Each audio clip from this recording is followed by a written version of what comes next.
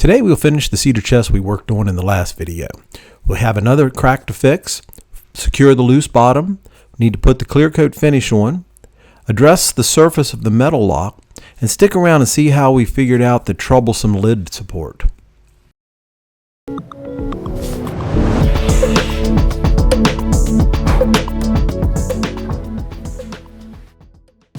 So this is the chest my friend had to refinish. You can see it had been loved by the family for many years and had a little freshening up to be done.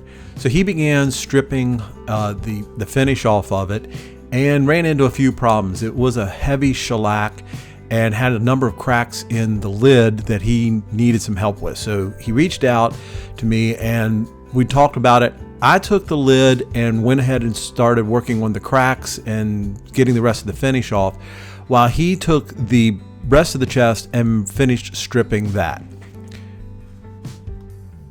So when Stephen brought over the chest, we first did an assessment to see what needed to be done. There was a loose boards in the bottom of the chest. The front lock plate looked pretty bad, and there was a crack in the back that we needed to address. So we also needed to sand off the rest of the finish, so we got started. Stephen went sanding and I started working on the bottom boards. These boards I'm working on here, I was trying to prep to put in the bottom to attach the bottom boards to. And some of the boards were broken out from where the dowels were, so I filled that in with some of the epoxy quick wood filler. Now, unfortunately, I didn't get a good shot, but right here where this yellow line is, this is where I'm going to put the board so that the bottom has something to screw into. I'm going to leave some opening there so that they'll have room for expansion contraction. This is my kind of creative clamping to hold the board in place while it gets screwed into the bottom. Now in the last video I worked on this top, and you can see the hardwood patch for the hinges to go into and the patches to go across the crack. This is the hardware, and then there was this lip piece that goes across the front, so nail that back into place, and then that will be ready for attachment.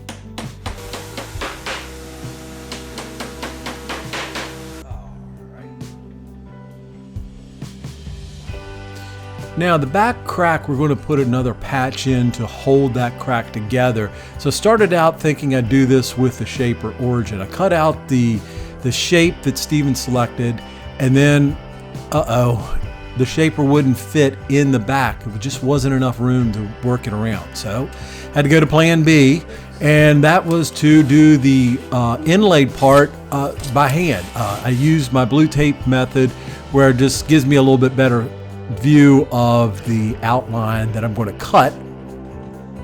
So I cut it with a knife, I open that up, and then I trim that out with the router.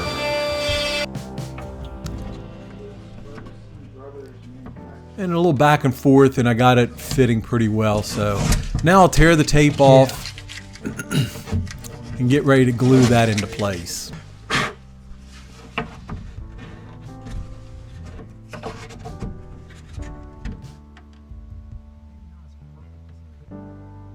A little bit of glue, and we'll tap that into place. And then sand that off. You can see the crack's still there, but it didn't seem worth tearing the whole thing apart to try and glue that back together. This will hold the crack from moving. We need to address this metal lock plate. So we're gonna have to do something with it, because that's not overly attractive, is it? I have an idea.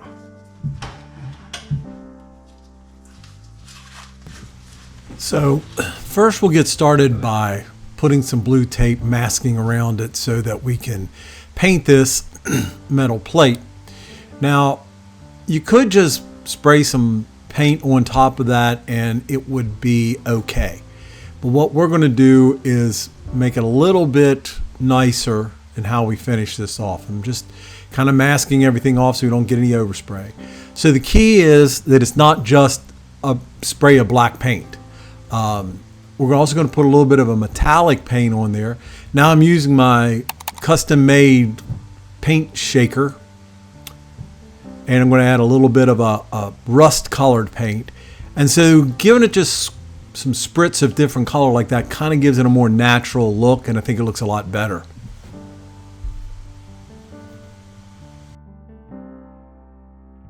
Now we'll add some shellac sprayed over the whole bottom case, and it's time to put the lid on. So first we're going to fit this on and mark for where the hinges are going to be. And then we pre-drilled the hinge holes into those hardwood inlays that I made, so that will hold the screws better and prevent any cracking of the lid.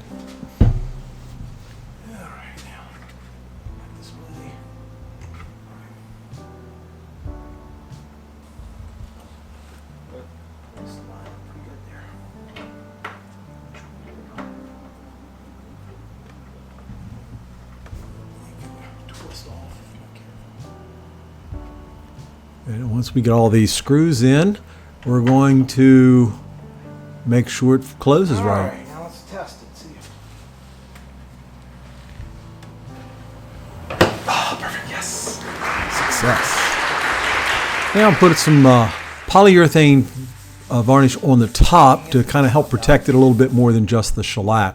I'll put that, use that to... Then came the nightmare that was the lid support.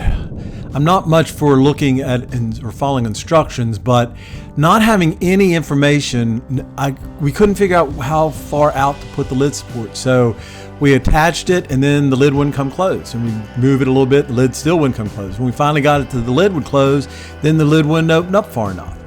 So I couldn't quite figure out what to do because you couldn't see with the lid closed to figure out where it was. And then came the idea of making a mock-up, and where I realized that the side support just needed to be closer to the lid to make it work. So the mock-up helped me get some measurements. I took the measurements off the mock-up and was able to get the support fitting the way it should. And there it goes, successfully closing. So you can see the before, it was a little dark and a little old and worn, and now a pretty nice new chest. Thanks for stopping by.